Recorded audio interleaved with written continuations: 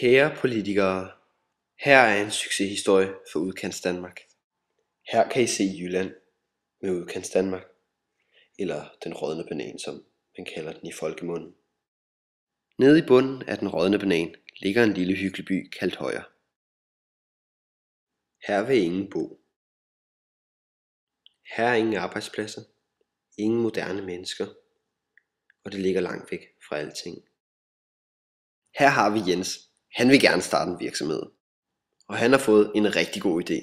En rigtig god idé.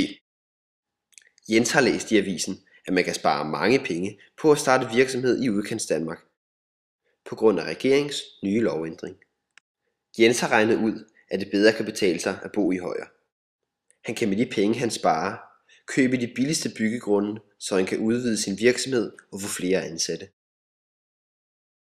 Jens tænker også på omgivelserne.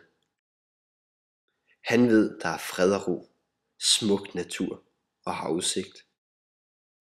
Jens vælger at flytte til Højer. Et halvt år senere. Jens har fået ansat 2 medarbejdere. Jens virksomhed vokser og vokser. 3 år efter.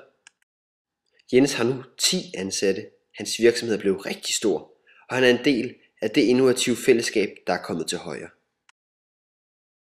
Alt dette bliver desværre ikke en realitet, da vi mangler en lov, der gør det attraktivt for iværksættere at starte virksomhed i Udkantsdanmark.